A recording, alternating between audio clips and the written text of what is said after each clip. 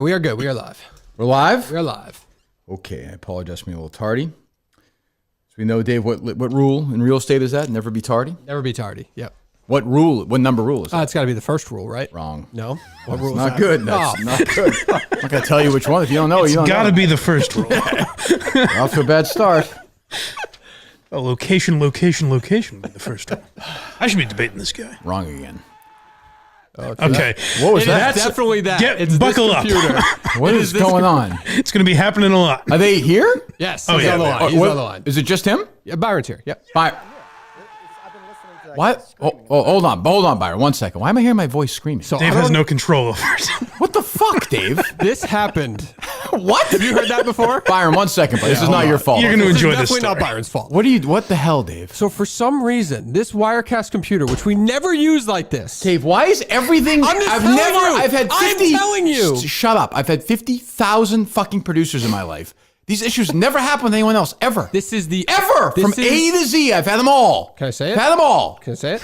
I had a Kid Adam one time. I had Zarba. I've had literally A to Z. You as can't producers. compare those times. The radio time and this time is different. But What? this computer has been used twice. This is the second time. So why are you using this now for this? Why aren't they on this TV? It's the only way to get him on. It's the only way to get Why him aren't they on video. this TV like Riggs is or something? Because you just need to hear his voice. You didn't ask to see him or anything. You asked to see Riggs. Yeah, but if it works better, But we use different things. This is how Dave, we you're could so get. fucking this dumb. is how you don't even know what I'm working okay. with. But it sounds like every time we're gonna go to the Byron, I'm gonna hear myself screaming. I hope not. I was not expecting that. When we were testing, that was not actually happening. All right. That was Well, never happening. Okay, so Byron, good evening. Kirk, thanks for having me. Yeah, he's quiet too, right, Mike? A little bit, yeah. Why are There's you a static. It's not your fault, Byron. You're also staticky. Well, we hear the Told stat. me on the way in. Yeah, Well, I can't hear- I can't I told him even- he I was a can't- little low. I can't on the hear him. way I in. can't hear him. I know. He's pinned on our end, and we're trying to jack him up as much as possible. What can I do? You can talk as loud Scream. as possible. If you have a mic that you can control, if you can boost I your heard a guy input, scream before. That wasn't him. if you can boost your input on your microphone, you'll be better. But I've got a microphone in front of me and a piece of equipment that I don't know how to use. if you know how to jack it up at all, But nobody does it like us. Did you run through this, Dave? we just did. He was actually louder before. Was he Wasn't louder on before mic? Mike or no? He was Not louder than particularly, no. no. Oh, Oh, he's stop. magically You're being a dick. so magically he's You're being a quieter dick. now, Dave. No, he was. Dave, he was how do you louder fuck than this up, man? How do you fuck this up? You're just being a dick. Dave, I heard myself screaming and now I can't hear the guest. It's all staticky. So I tried to give you the excuse of the screaming thing. You don't want to hear it, but No, it is what it is. I don't care about excuses. This is how we have to hear it, unfortunately, to use our video. So how are we gonna have system, like a whether we funny like it or not. live debate with you and Byron if we can't hear him? Dave will make a point, then we'll quiet down. That's like I don't understand. I boosted it as loud as humanly possible on my end. All right, Byron, let me hear you now. How about now? No, I didn't change a goddamn thing. it's not your fault. It's not your fault. Byron, come closer, please. It's not your fault. Everything is jacked on my end. Look, I'm going to jack it up even more. There. You heard that perfectly clear, right? What does that have to do with anything? That sound. That's how loud our computer is. I don't care. So his Is my computer the guest? volume back to us should be just Dave, as stop loud as yelling. that. You're fucking this up. Oh my fucking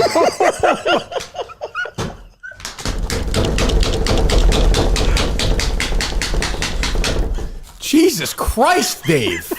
I have never. Dave, it's your fault. Just say it's your It's fault. definitely my fault. So then why I'm did you not say- admitting it's not my fault? I've never heard that except for those moments for some reason. Dave, that's not an excuse, I don't even know where it's coming from. I'm not clicking anything on it. Okay, whose fault is that?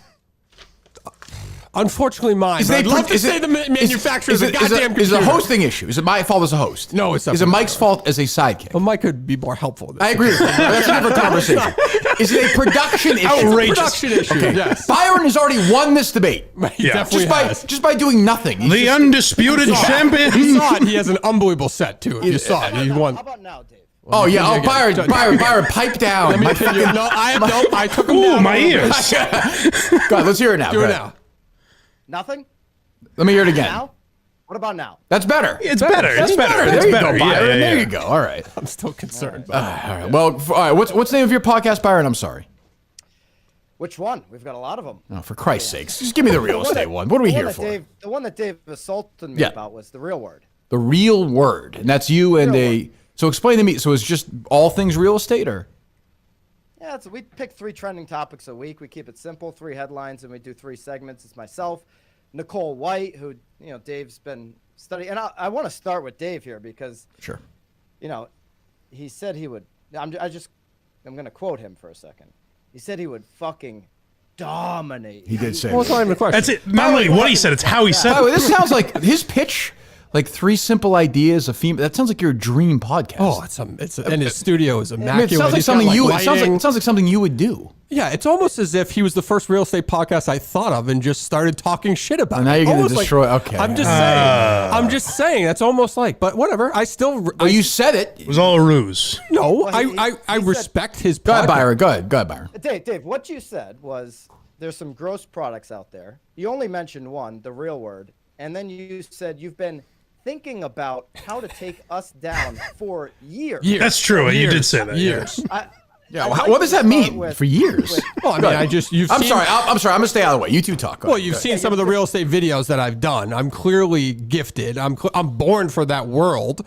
And I said I could do a podcast just like him. You put somebody, to be honest, anybody probably, Julie or Mike, for God's sakes. And I think Yes, we're I'm just big as in that world. competitive as any other podcast out there. I think we trump them. No. Hold on. You said you had your eye on us specifically for years. That was a direct quote. I didn't. This is. But shout out to my buddy Brad up in Boston, Brad McCloskey, who sent me. Okay, we don't. Byron, no, but nobody knew. We're not. You guys, you two are scummy real estate guys, not me. I don't work on commission. So go ahead. Go ahead. He's not a real estate agent. He's a Kirk Minahan fan. Oh well, thank you, So, Brad. Forget it. I take back everything I said. Go ahead. Yeah, he sent me the podcast, and he said, "What is this guy talking about?" So you're the one that said you've had your eye on us for years. That sounds a little creepy, but what have you been thinking about for years? How would you take us down? Oh boy, buckle up. What would your podcast look like? What would my podcast look like? It would. Yeah, I mean, you've been thinking about it for years, so you must have. Yeah, well, you've been trying to take him down. It seems like it's been a big plan. Well, What's I your haven't. plan? I haven't executed it. If I wanted to start a real estate podcast, if I wanted to start it tomorrow, What would it be? Why would it be different than Byron's? Be a little bit more authentic. It'd be a little bit more real. They call themselves the real. What is it? The real word. I'd be a little bit more Now he actually doesn't know. in your face. What is it? What is it? The real letter? You knew This is last sad. Friday. This is sad. This is sad. This is sad, Dave. What do you want me to do? you You know rattled what's- me. You could have just gone with the flow here in the beginning. Obviously, there's gonna be tech issues when we do this shit. Why? It just happens. We never Why? do that stuff. You hired an incompetent never do producer. Dave, we have a guest on. What are you talking about? Yeah, but we never do it like this. We always just pipe them in on a phone call or something like that. Okay, go ahead, Byron. Jesus Christ. Well, You do it every he week knew a with lot of Riggs. details. He knew we used to be on Inman. Now we're now BAM.com. He knew that I used to have a 5 a.m. call. He knew all these different details. So it's not like this came out of the blue for Dave. He really has been thinking about this for years. I've been Plotting. renting out space in his head for a long time. Yes. No, I don't disagree with that. I know that his I'm podcast dying to take exists. this guy down, but I'm gonna let Dave just. I'm gonna let Dave I just know that his swim in podcast circles. exists. Yeah. And I said to myself, listen, I like talking real estate. It's an enjoyable little hobby of mine. Right. And if I wanted to kick it up a notch, I'd take him down. That's all. That's all it is. I mean, Kirk, you can jump in and try to take me down in a minute. But first, Dave, Thank you, when Byron. did you get your license? I don't have my fucking license. Kill shot. I do not have my Kill license. shot. I have never. Dave has claimed he's had his Byron. Dave has claimed he's had his license and You are showed so his full of- license for You are years so full of shit. in real estate circles. You are so for full of shit. years, at least 10 years. I Yeah. have never, ever, ever practiced real estate. Dave, sold Byron, real I'll tell you estate. this. The I've first time- only been the- involved in Byron, that. the- All your videos on the internet of you practicing real estate. The first time I fired him, Byron. The first time I fired him, I remember Jeff Solano. We called him in, and Dave's like, "You can fire me all you want, but you can't take this away." And he showed his real estate license to us, and he left. That's how he introduced himself to me. Yes. Dave Cullinane, licensed real estate agent. He's always got a Century 21 Blazer on the back of his car. You know, you never know with this guy. You never know. I mean, for someone who's never practiced real estate, a lot of videos of you practicing real estate. That is, by the way, That's true, That's too. an excellent point. Yeah. A tremendous amount on of the video. on the media production side, and when I was called upon to help out in those segments, I, as you've seen, rose to the occasion. That's it. What do you mean That's my by extent. saying you're excited? There's a school nearby. Well, you're the ones who take the creepy connotations out of it. It's right, the first thing you you're the one, noticed. no. First thing I notice is there's little Yeah. children around. I'm just saying it's a nice school system in Canton. All right, that's all. Absolutely. Yeah, we know that. Yes. I don't know what this shower thing is, but that's a big deal on Twitter. Well, yeah. So Dave, yeah. Dave did a show with what was her name? That was Louise. Do you have that sound or no? Got a quick drop. Great shower that you fit your family. Yes, Louise says you can fit your family in an entire shower, which I don't know about your family, Byron. Growing up, my family did not shower together. I don't know. Dave didn't stop her though. So Dave, you were This guy. This guy's up, by the way, first round. Oh, Dave, Mike, do your famous ding ding into the first round. Ding ding. Thank you. I have it 10-8 Byron in the first round. I'm counting the beginning when I walked in all the way. Sound, Byron's way more alive. Real estate license, funny line. Yeah. Cullinane is rattled. 10-8 first round. Studio, if you could see it. Great It would be studio. Total knockout. 10-8 first round Byron. Also, if you are thinking this is the real estate version of you, before the show, when Dave was trying to get like tech shit ready, they asked him to do something, and Byron goes, "I don't know how to work this fucking thing." I was not thinking that, but yes. Go ahead, Dave or Byron. I beg your pardon, gentlemen. I don't know where do you leave off there? How the hell do I know? You're debating them, not me. Well, I'm on the media and marketing side, so I help produce this stuff. That person that you saw in the video was a client. I was not supposed to ever be in those videos. When they asked me to do something, I went there and made them look like the star. That was my job. I didn't take away from their experience. He's a hero, really. Yeah, that's all I've been trying to say this entire time. Yeah, you didn't take away from it. You didn't add anything to it, but you didn't take away from it. That's for sure. So how much were you charging those guys, Dave? Well, I was on a production side. I won't give you the numbers here. I won't. It was probably per video. It was probably $2,000 or something like that. Were you really? Yeah, it was part of that well, stuff. good for There's a you. little system there. Yeah. Do you guys think you're wasting your time battling here when there's an amenities war going on? So it was what was I going to ask Byron? So how you said this podcast was a dying podcast? Is that correct? What was that about? The Kirk Minahan show. Well, according to, so I did watch or I listened to the one right after the one Dave tried to attack me. And Which one's that? I guess The sneakers one. Oh Jesus! That's not an outlier, Byron. If I'm being I brought in literally the guy who hates the show the most to try and answer his questions. But yeah, I mean, for an hour, you had a long tenured fan, a Minifan, saying that this podcast was dying out. I used to listen to you, Kirk, back on EEI with the two guys there. yeah, yep, John and Jerry. Yep. Yep. And Byron, do you ever just kind of speak a sentence without giving the pause or the? I can't remember. I can't remember. I know, but it seems like it almost sounds like I'm talking to former Steelers center Mike Webster or somebody late in stages of CT sometimes with you. Let's get through it here. Let's go, stupid. Yeah.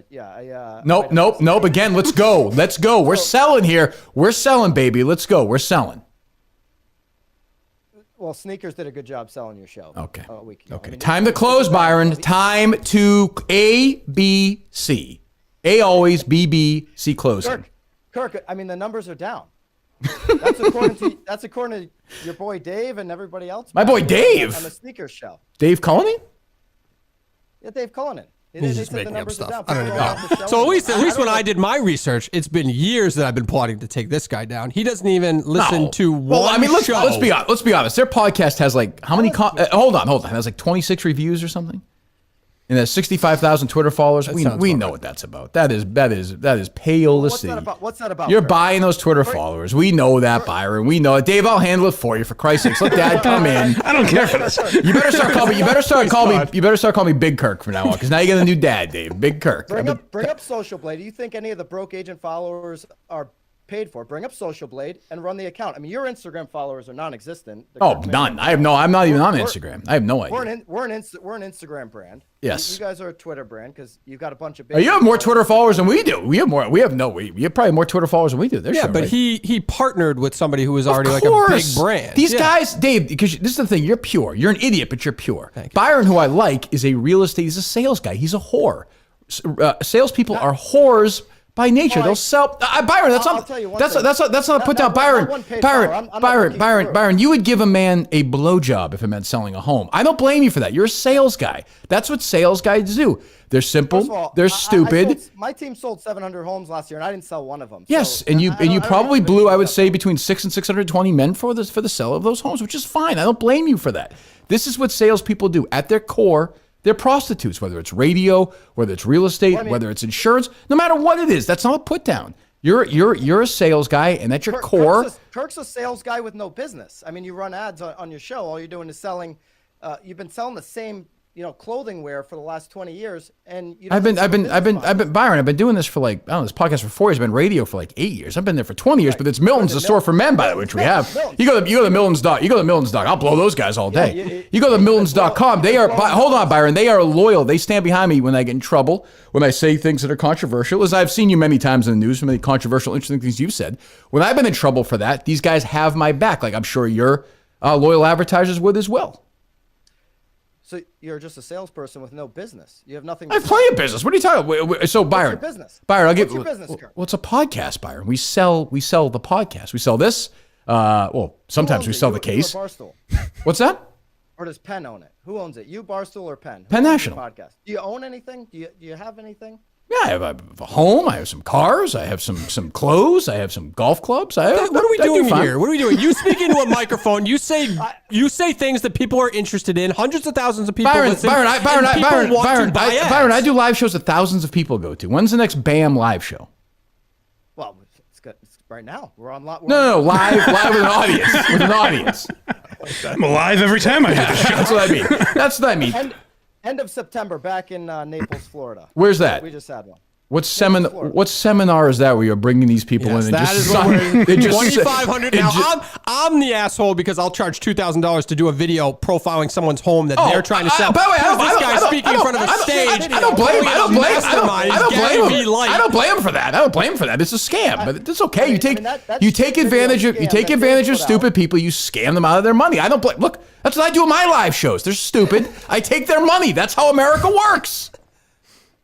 That video that Dave put out is not a tenth of the value of what we did in Naples. Not even close. Oh my God! What video? What's he talking about? Hi everybody, wake up, rise and grind today. It's gonna do it. We're all gonna Here we make go. it together. There's a code in right hand. Now we're talking. It's about time. Now Jesus. we're talking. I gotta do all your work for you, pussy. You can't handle this guy, this idiot. 5 a.m. call is free. It's free.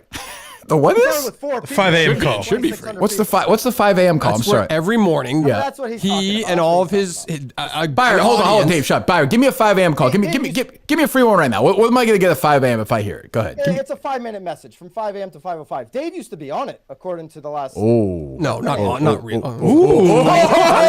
Yeah! Do not believe him. That is not true. I wasn't really. I was just looking for a little motivation in the morning. I take back everything I just said. This is true, Byron. Everything. You're a great guy. You're not a prostitute. I apologize for everything. I knew it existed through him. I knew it existed. I have never called into it. You used to be on it, and you want to take that down too. Just roll You the tape back on. fucking phony, Dave. You were part of Why the. would you believe him? Now you're just doing 502 this. Conan, I call you. Okay, now 502 you're Conan. You and I both know I've never been How on would I know? I'm telling you I wasn't. I was never on his fucking 5 a.m. call. You All right? I was never You and I are blood oath we made together that you were never part of the 5 a.m. call. I would never fucking listen to that shit, okay? I love this guy. Byron, I love you. You broke Cullinane. Nobody could break him. You own Cullinane. All you have to do is roll back your own show. He said it on your show. Absolutely, I remember that. Yes. Please. Set the alarm for 4:59. Make sure I don't miss that call. Why did you go on that? Under what I auspice? did not go on the fucking call. I do not need the rise and grind. I do not need the, every day is a Do you rise and playoff grind on your game. own? Oh, blah, blah, fucking blah. I don't need that rah-rah bullshit, Tony Robbins. That's fake you got nonsense. it. That's the kind of crap you would fall for 10 times out of 10, Dave. 10 He times doesn't out of need 10. rah-rah stuff because his first business, charging people $2,000-$3,000 a video, failed, and he's got to work for Kirk. He's got to be Kirk's laptop. No, I chose to come in here. This was a choice. Oh, Byron, let me tell you Byron, let me give you the backstory on this. I'll help you out, buddy, okay? So, so Steve Robinson, my old producer, who's now a giant in Northeast media.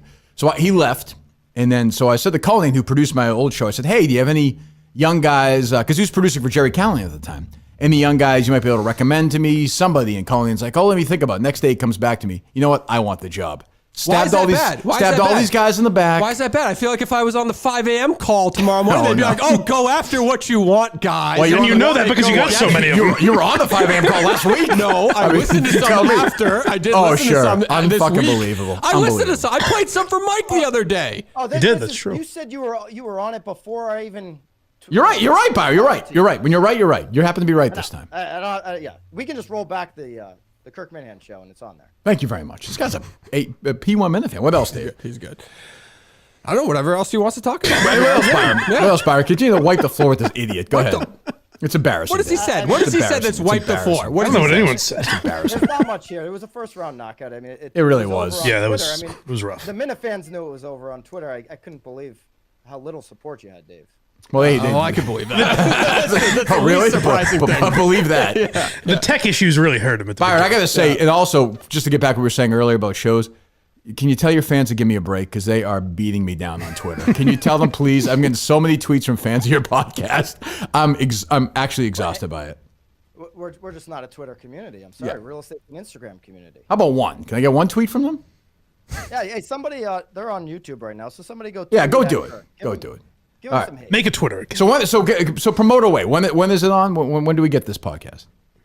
Go to @NowBam on YouTube. @NowBam on YouTube. Okay, and then every day at 5 a.m. I don't think we ever talked about this because we really could talk about that. Alex was in the meeting with Murchison. I was. He was in the room. Yes, I was. Phil Zachary's strategy was Oh my there's goodness. transgender issues, so must be gay. Let's bring the original strategy that was relayed to me was perhaps I could find the son on Facebook and maybe like connect with him. See if he wanted to like meet for coffee or something. like a Just, possible romantic connection? No, but like a peer talking to another peer. Sure. You know, right. Just a couple bros just talking about talking you shit, right. and your hate. What? That is not a true story. Yeah. What do you mean? Well, think- not for me. No, Who that was- suggested that? Not by me. I didn't suggest that. People in management. To be very clear, it was not Kirk Minahan or Jerry Callahan. No, neither of you told me that. I told you. Nobody. I told you to fuck him. Yes. I said, take video of it, please. Yes, absolutely. Yes, I was in that meeting. That was a great meeting. So me, Alex, Jerry, Phil Zachary and Joey, I think. Joe was there, Zarbano yeah. for no reason, and Bob And me for the ultimate no reason. I mean, I was like on the show like once Phil a week. Zachary's old. He's like, well, he's gay. That's like transgender, right? Exactly. I mean, that really was it. No. So and Murchison. This is the very beginning of it. Right. So we're there for. I mean, we are going in circles like, and it wasn't. If you remember, not super unfriendly the first half hour. No, it was fine. No, Phil was the one who blew up. He Yeah. like slammed his hands on the table or something. And we're going in stormed out. circles, and Murchison just kept saying, do you have Murchison's number? Yeah. Call him. We'll see what. You guys are in tandem now, anyway, right? You and Murchison. I'm trying to keep. I am Mr. Transgender. Oh yeah, no, well aware of that. To the left of Lenin. Which, by the way, you would agree. Some people were disputing this. 7 or 8 years ago, I was the exact same way. You've become much more left leaning since you've been on the show. Shut up, you homo. Is that better? Well, because you're not trying. Because you're not trying to. Because you're not trying to pander to It's also just more time to film. Jerry's You're not audience. you're not talking sports shit. You're not taking. I'm not more left leaning. That's not true. That's just not true. I've always been the centrist. You haven't always. changed. The world has. Isn't that what they say? Where? Give me an example. You are much more. I think That's not an example. What's an example? What are you smiling at? your standpoint on social issues is much more left leaning.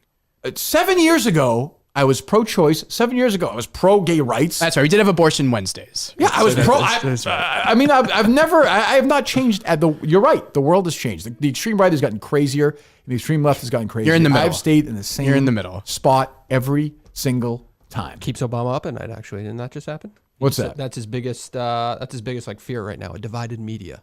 Who, you? Divided world. President Obama's a great man. He's a great president. I hope he runs again. Great book collection. Great book collection. Definitely watches those movies every year and reads Yeah. those books. There's no. He has a podcast, right, for Spotify? Didn't he have one? did. He Yeah, did. he's not Well, doing it now. he had one with Springsteen too.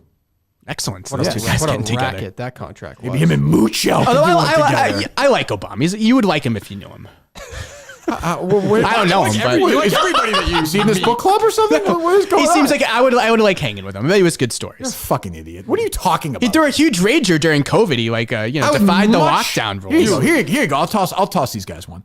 I'd much rather spend a day with Trump than with Obama. 10 times. No.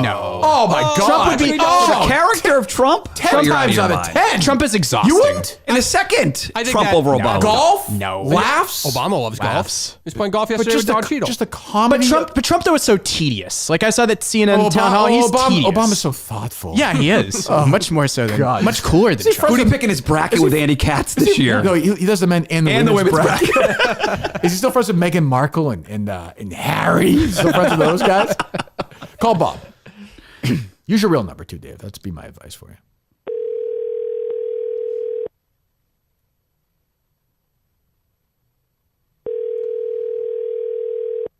Because he might have a different perspective.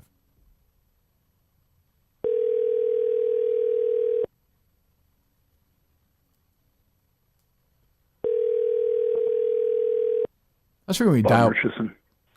No, it's just Hello? a message. Oh, Bob? Yes. Hey, live tape. Kirk Minahan. I have Alex Reimer here. We're just trying to go over that meeting we all had that day at the Entercom Studios. I was wondering if you had some recollection on that. No, I don't. You don't remember it? No, I don't. You have no memory, Bob, of the meeting that you, me, Alex, Jerry, Phil Zachary had when you and Phil Zachary screamed at each other and you left? We got him. Crazy. He answered. We got. He's starting. I've won this guy over with my pro transgender takes. Yes. Do you think he he definitely knows who you are? Like, remembers who you are. Like, no, I don't think he knows who I am. But like, he was acting like he didn't know. Like, that's a weird. That's the first time he answered. He answered before. What Bob and I should have done there was been like Fred and Rich and just talked about a random topic and not even acknowledge the other stuff.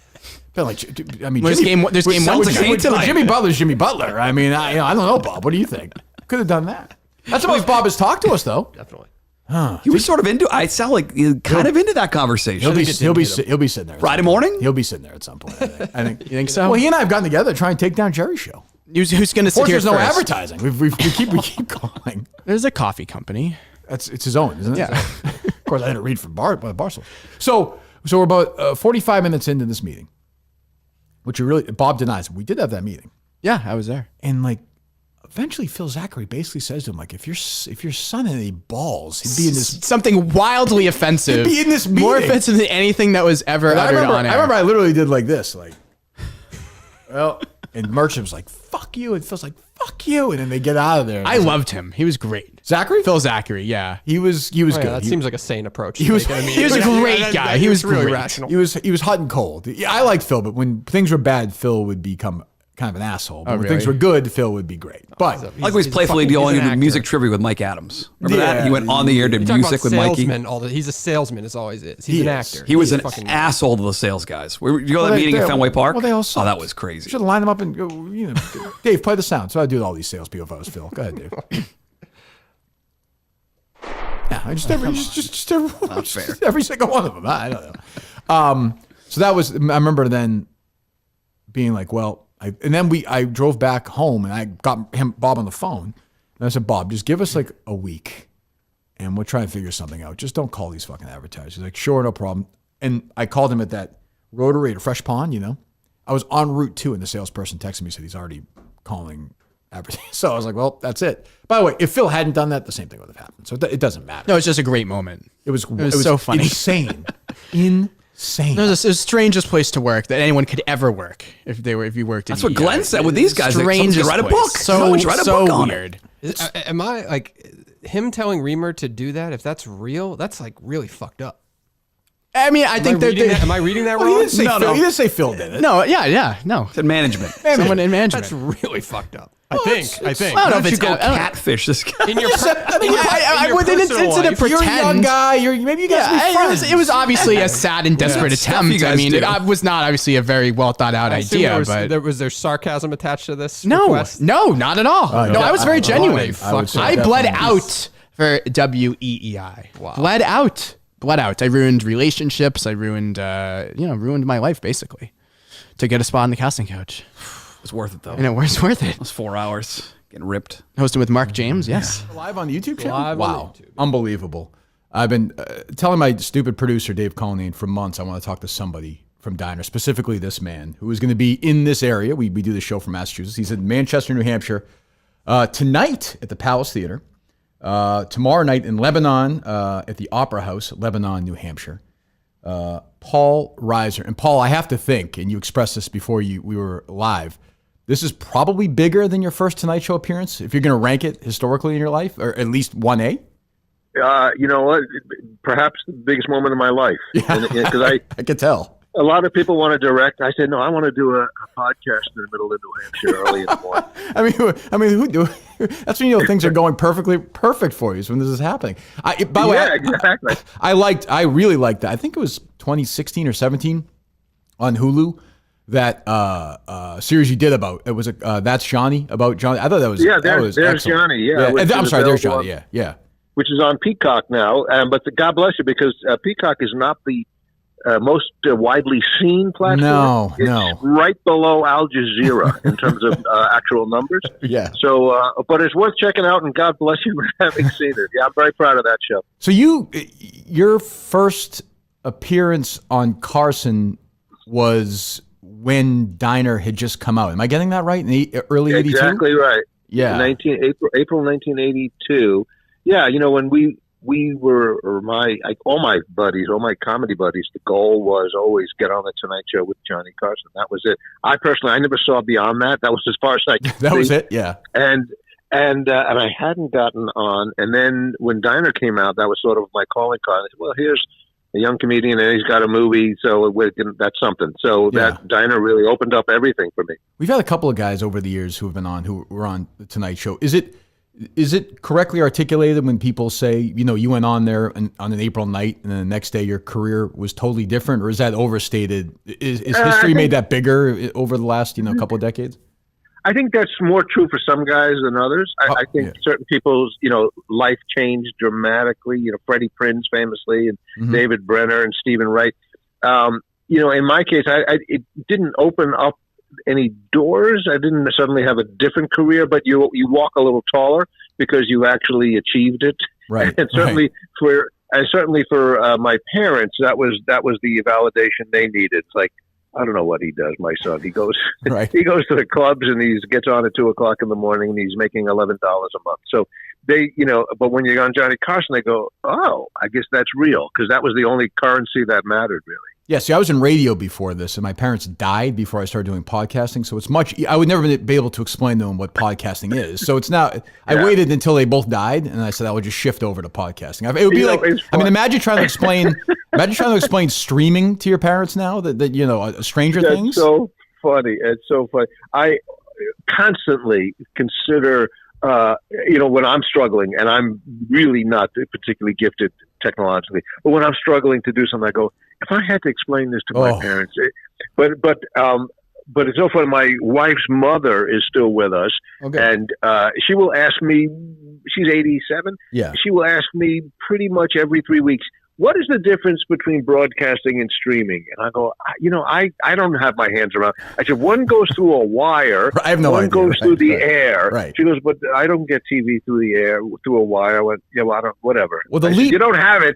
You can't. Basically, she said, well, how can I watch this show? I said, come to our house and we'll show it to you. You can't get it. The leap between my kids who are 16 and 11 and me, who I'm 48, is astronomical. But I feel like the leap between me, who's 48, and your mother-in-law is like zero. I know exactly as much as she does. Not. And by the way, you're a bigger star to my kids now because of Stranger Things than like. Yes. When I told my son this morning, I was driving to school.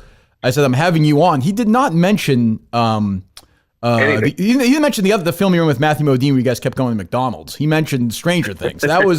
He was very excited. The guy from Stranger Things was going to be on the podcast. It is a very cool calling card, I have to admit. And I have seen in my stand-up shows, the concerts, that the audience, there's a larger contingency of people under 50 that didn't used to be there, which is totally Stranger Things related. Right. But somebody, and in fairness, I didn't do stand-up for a long time, so I was not really widely known to a lot of people as a stand-up. But I hear more than once, I've had friends tell me that their teenage kids go, wait a second, Dr. Owens from Stranger Things is trying to do comedy now? Why? He's not funny. Would you please explain to him that I was doing comedy before I was a doctor? And by the way, I'm not a doctor. It's interesting, Scorsese did this early on in his career with Albert Brooks and Taxi Driver, and he has a million comedians in Casino, and even Jerry Lewis in King of Comedy. True. There is something I always find interesting, and I remember reading an interview with Scorsese, and he said, they asked him, why'd you cast Albert Brooks in Taxi Driver? It's kind of a nothing role. And he said, because he's a comedian. They make nothing roles more interesting. If you look, not to say your character is straight to the, but there's always something more interesting to me about a comedian like Rickles in Casino playing straight. It's where you don't have to be that. There's sort of performative aspect to it. I don't know if I'm articulating it perfectly, but yeah, no, it's interesting. It's interesting. I used to get questions all the time. There were all these, with sitcoms, and they would have comedians starring in comedies, and journalists would be puzzled. Why would they get a comedian to star in a comedy? I go, listen to yourself. What did you just? Right. I said, you want to do a comedy? Are you going to get a fireman? I mean, we love firemen, but this is not their field. Right. So I'm going way back. The first people to get TV shows going, but when television was in that, it was Bob Hope, it was Jack Benny, it was Danny Kaye, Milton Berle, Jack Benny. It was funny people. Nobody said, get us Laurence Olivier. It wasn't about that. It was like, we want to laugh in our homes. So there was a correlation. And when you see Rickles or Albert or Jerry Lewis or something, there's also so much history history that they bring with them that you just put it on them when you see them on screen. You go, I already like this guy. But yeah, and I think I'm right about this. My favorite show of all time is All in the Family. Not a comedian, of course, playing the lead in that. I think was on Mad About You, right? Is that right? Am I getting that right? Carol O'Connor, Carol O'Connor played Helen Hunt's father. What was he like? He was delightful. He was delightful. We were so lucky on Mad About You. We got ridiculous guests. We had Carol Burnett. All our idols. We had Carol Burnett, Carol O'Connor, Jerry Lewis. We had Mel Brooks, Paul Reiser. We had Sid Caesar. And Yoko Ono, not known for comedy chops, but she was great. Right. And we would never took it for granted. Helen Hunt and I would always kind of look at each other and just pinch ourselves and go, we're in a scene with Carol Burnett and Carol O'Connor. What world are we living in that this has happened? It was really, and we always learned something. I always took away something from watching these people.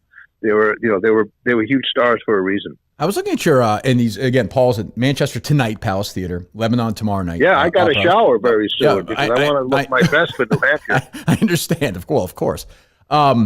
There seemed to be a sort of a parentheses in your filmography before Whiplash. It seemed like were you just taking some time? It seemed like Whiplash almost began this sort of second revival for you. Is that accurate? Oh yeah.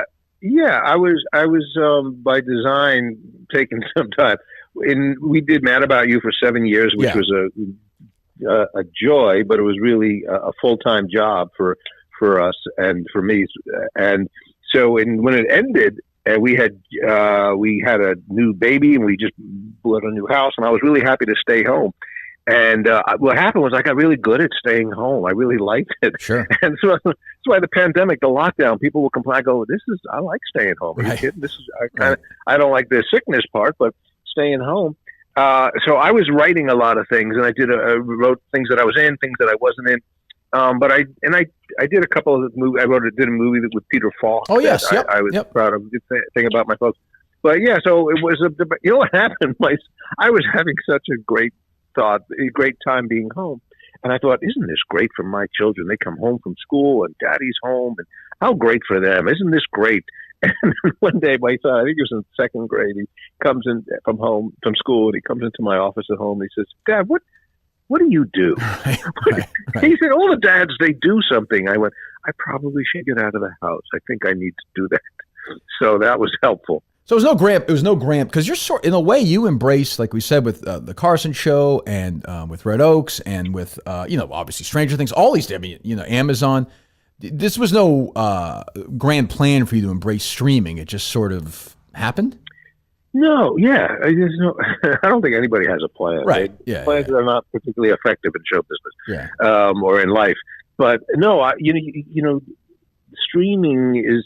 Going back to your original point, there is no real difference between streaming and television. If you're filming something, it's good or it's not good. Yeah. And so Stranger Things, whether it's on Netflix or if it's on ABC, what's the difference? It's a quality show or it's not. So I've been lucky and I got invited to join Stranger Things for the second season when it was right after it had dropped. The first season had dropped, so it was really a no-brainer. I went, I've already seen it, and it's great. Yeah. So yes, please. Yeah. And Red Oaks was this really well-written show with great people, and so I've gotten to do some really fun things. And I'm not going out of my way to say it has to be on streaming or not. Whatever comes my way that looks interesting. I have to ask a couple of questions because it's one of my 10 favorite movies. Diner. Yeah. I just a couple of quick ones. What did Modell do for a living? We don't know. Okay, I was always curious. We don't even know his first name. We don't know his first name. We don't know what he did for a living. We know Mickey Rourke cut hair, wanted to be a lawyer. We know Tim Daly was in college. We know Daniel Stern worked at the TV store. We know that Kevin Bacon was just a fuck up.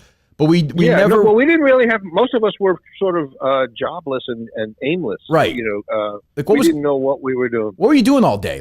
After you get back from the diner in the morning, Gutenberg would give you the ride home. Like you bargained over the ride home. You bargained over the sandwich. Like in my head, he always had some sort of dull job. Right. Like Daniel Stern. Right. Working in some office or in his father's business or something. But those guys were the crux of the movie was that these guys did not have a plan or a grasp, right? Really, and which is part of what made that such an effective, powerful movie. Did you know when you read the script? You were a young guy. When you read the script, did you think because at that time, the first time I saw it, I was, in the early 90s, I was a teenager. But I had never seen anything like this even then. Did you know that there was something great, or was it just a script that came? Well, I was even dumber than that. I had never done anything. And that's how fortunate I am. How'd you get that role? First. Yeah. Well, I got it literally by an accident. I went with a friend who was auditioning. They had the 5 guys already cast, and they were Barry Levinson was looking for a 6th guy that all he knew was that he'd be funny. And so they were looking at a bunch of comedians, and I didn't even get the call for that. But a friend of mine did, and we were going out to lunch. I said, well, we'll walk. I'll hang with you, and then we'll go. And when I was just hanging outside in the lobby of this casting office, and when he came out, the casting director said, "All right, you're next." I went, "No, I'm not up for." And I tried to bow out of it. I said, "No, I'm waiting for my friend. I'm not up for this." And she just looked at me and had a feeling that something was right. So the next day, I met with Barry Levinson, and 2 weeks later, I was in Baltimore. So I had never seen a camera. I had never read a script. I hadn't really done anything. And in fact, the character Modell was not really written. It was just he had this idea that he'll. So I've told this story before where I didn't have an agent. I didn't have anything. So, but I gave the script to a friend of mine who was a lawyer, and I said to negotiate. You hold out for scale. Right. Right. So he read the script for me, and he said, "What's your character's name?" I said, Modell. He said, "Yeah, I don't know how to tell you this, but you're not in this movie." There was nothing in the script. I'm told we're going to improvise, and we did. So everything. So nuance is improvised. All of that was improvised. Nuance, for example, is improvised. Yeah, everything. I think I had 3 lines in the script, and I think I remember the night before we shot that, Barry Levinson said, "You're going to be driving the car with Mickey Rourke, and you should be puzzled about something, a word, just something." I think he just gave me that vague direction, and it was whenever I come across the movie, I'm always tickled to see Mickey Rourke just looking at me like so baffled. What the hell? What is he talking about? I don't have this thought in my head. I've never worried about a word. It works in a way though, because in real life, when you hung out with guys like that in high school, it was always a guy who didn't like you and Mickey Rourke should not have been friends. But for some reason, like Mickey Rourke was on a different planet at that point. Just the way he looked, the way he acted, he was very Was he very methody on the set? Did he get along with you guys? Was he one of the guys, or he was very colorful. He was very eccentric and brilliant actor, and a sweet guy. When you get through all the stuff, very sweet guy. But that's really funny. It's like Modell and Boogie would never have been friends. And Modell was sort of like I was. I was like the 6th wheel, invited at the last minute, and that was sort of where the character came from. Is that I had no idea if I was in the movie or not. I didn't know what my place was. And so that insecurity was what made, Barry Levinson was smart enough to go, let's just film that. You not being confident enough to ask for a ride home is funny. I didn't know that it was funny. Were you in the TV pilot attempt of it or no? Yeah, man, you know your diner history. Believe me. I knew the answer before I asked the question, but I just wanted to I wanted to have you talk about but the nobody experience. even knows that. I don't think that was ever aired. Paul, it's on YouTube. You can actually see it. I've watched it. Oh, really? Yeah. They did it, I guess the summer after. Yeah. It came out in April of 82, and I think we did that summer.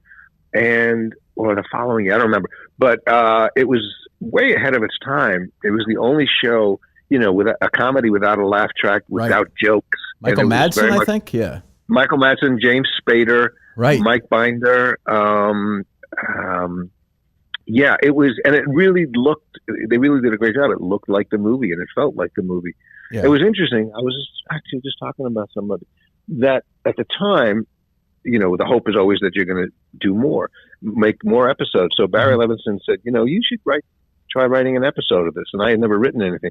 But so I just took his first script as a model, and I wrote what I thought would be a decent second script.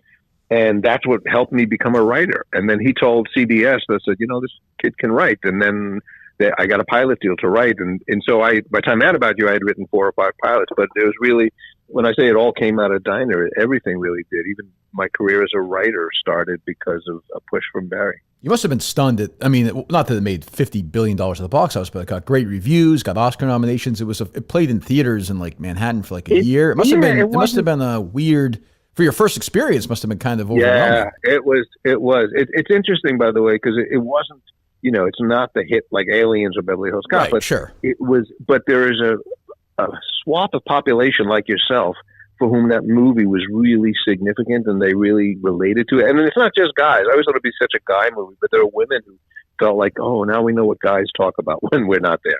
So it was very. No, I'm sorry. Go it ahead. was very significant. No, but so I have been touched to see how the movie 40 years later really resonates with people. But I remember also as a comic when you have to, your what they call your option is up every 20 seconds. And I remember, you tell a joke and then the next joke is basically it's not going to work or it is going to work. But in a movie, it was the first time I had seen myself on film and I went, okay, there's a laugh coming up. 3, 2, 1. Right. And there'll be a laugh. And I didn't have to do anything. I said, this is the greatest thing in the world. I got a laugh at 12 o'clock, 2 o'clock, and 4 o'clock. And I didn't even show up. And everyone, the other thing obviously is the cast. Everyone is in some form or fashion survived and had a career for 41 years now. Yeah. We had an event in California, in LA, it was a year ago. Yeah, I saw it. Yeah. And we've all been friends, but we hadn't gotten together as a group in a while. And I remember we were having dinner and Kevin Bacon says, let me ask you guys something. Have you noticed that when you go on the set now, we're the oldest guys? Right. I went, yes. When did that happen? Right. Because we were the sparkly new kids. Right. And like now we're older than the grips and the camera guys. Oh my God. Yeah, you probably weren't that much older. You probably weren't that much older when you did Diner than, I don't know, the kids are in Stranger Things now. And maybe a couple of years, but not much. Yeah. We were like 22, 23, and those kids are 18 or 19. Now they're 47. Yeah, that's so, like 8 feet tall. But you should point out that none of the cast of Diner will be at the show at the Palace Theater in Manchester tonight. I won't guarantee that. I've heard Mickey Rourke might open for you. I heard he has a crisp he has a good 8-minute set. Yeah, I heard it's pretty good.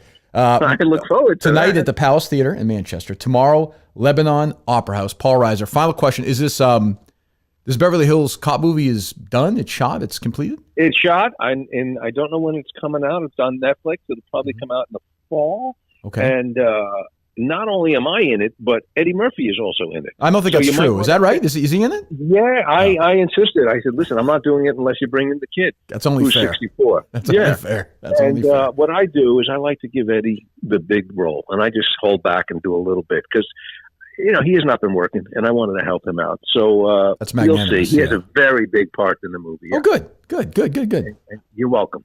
All right, so Paul, if we, you're obviously anytime you want to come on here and talk Diner, I could talk Diner for 40 hours. It's. Let me ask you: are any of your listeners staying with you when you talk about Diner for an hour? Paul, I have long since stopped caring about my listeners. So it's really just I should just call you at home. We don't even need the podcast. That would be you and me. That would be fair. That would be fantastic. If you. Yeah. By the way, speaking of you and Matthew Modine together, do you think there's any chance there'll be a full Bye Bye Love reunion? You think Randy Quaid will be joining the cast at any point with you guys there? I think that's very, very unlikely. That may not happen. As he is wanted by the sheriffs. Yeah. What was he? Was he still a normal guy at that point? Yes. Yeah. Okay. He was a very funny, lovely guy. Yeah. And something happened, and he became odd. Right. I think we can safely say. Yeah. Weird, because he's a great actor. Yeah, he was terrific, and but that was great fun to do work with Matthew Modine on Stranger Things. So I hadn't seen him, in 30 years, and he's a great guy. He's a terrific actor, really cool, wonderful guy. Fantastic. But Matthew will not be at the show tonight at the Palace. So I got to go shower. All right, go shower. I do a very thorough cleansing job, and I think New Hampshire audiences deserve the best. Well, I've been to New Hampshire. I'm not sure the shower ratio is going to be super high there. You might be in the lead, but I want to stand out. Yeah, be clean and shiny. I think people will like that. Yeah, people go, was it funny? Well, it wasn't funny, but man, was he clean. He smelled great. It was incredible. Oh, he was a good smelling guy. All right, Paul. Well,